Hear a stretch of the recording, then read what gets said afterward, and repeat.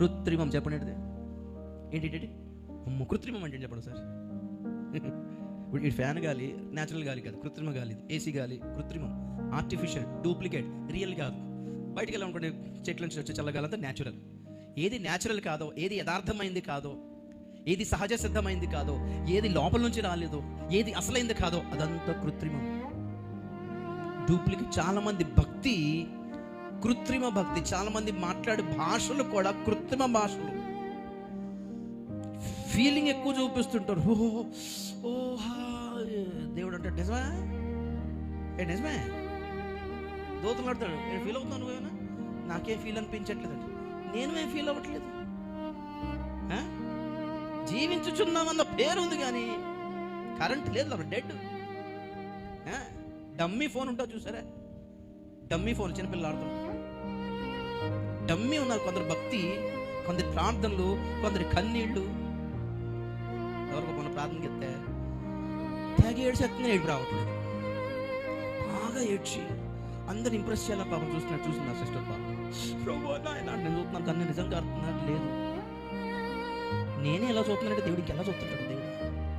నేను బయటికి చూస్తాను, దేవుడు లేక లోపల తొంగి చూస్తాడు. ఆయన నీకు నిజమే, లోపలేం లేదే. లోపల పశ్చాత్తాపం, భారం, వేదన, ఆవేదన ఏం లేవే. Only outward. వీళ్ళు చాలా బాగా ప్రార్థన చేశారు సిస్టర్ గారు అంటే అది ముడిసిపోవాలి. ఇప్పుడు ఎందుకండి? అదే ప్రభు అంటాడు ఎఫెసీ సంఘంతో అంటాడు, అన్నీ బాగానే ఉన్నాయి కానీ నీలో ఒక్కటి కొదువ, నీ మీద ఒక నేరం మోపాలి. అన్నీ బాగానే ఉన్నాయి కానీ దాంట్లో ప్రేమ కనపడటం లేదు, నా పట్ల ఫీలింగ్ కనపడటం లేదు, నా పట్ల ఎమోషన్స్ కనపడటం లేదు. అంత ఫేక్, అంత డూప్లికేట్గా కనపడుతుంది. కృత్రిమము.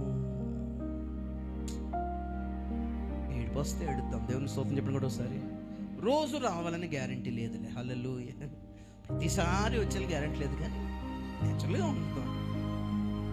ఎందుకు వేషధారణ ఎందుకు చెప్పండి?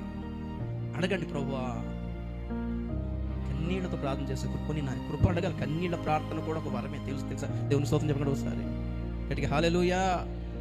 కన్నీళ్ల ప్రార్థన ఒక వరం. కళ్ళు మూసుకోగానే కన్నీళ్ళు వచ్చినాయా నేనంటాను, నేనైతే అసలు దేవుడు ప్రార్థన ఆలకించేసాడు అనేంత ఫీలింగ్ వస్తుంది నాకు.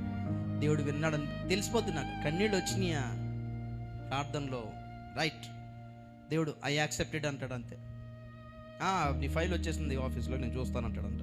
అంత ధైర్యం వస్తుంది. కన్నీళ్ళు కార్చి ప్రార్థన చేశానా, దేవుడు వినేశాడు, చాలా హ్యాపీ అవుతాను నేను. వెంటనే జవాబు రాకపోయినా దేవుడు విన్నాడు, ఆయన దగ్గరికి వెళ్ళిపోయింది నా ఫైలు, నా పిటిషన్, నా కంప్లైంట్, నా ప్రార్థన, నా ఆవేదన, నా రిక్వెస్ట్ అక్కడికి చేరింది. ఇశ్రాయేలుల మూరుగులు, నిట్టూర్పులు యెహోవా సన్నిధికి చేరాయంట. స్తోత్రం చెప్పండి గట్టిగా ఒకసారి, గట్టిగా హల్లెలూయా. కృత్రిమాలు కల్పిస్తున్నారా? కపటంగా చూపిస్తున్నారా? వేషధారణ కలిగి ఉన్నామా? లోపల ఒకటి బయట ఒకటి బ్రతుకుతున్నామా? అవే మనల్ని అపవిత్రపరుస్తాయి. ఎప్పుడైతే అపవిత్రమైపోతామో పరిశుద్ధతను కోల్పోతున్నాము అని ఇటువంటి బల్ల సమయం వచ్చినప్పుడు మనల్ని శుద్ధీకరించుకొని మరలా పరిశుద్ధ పరిశుద్ధముగా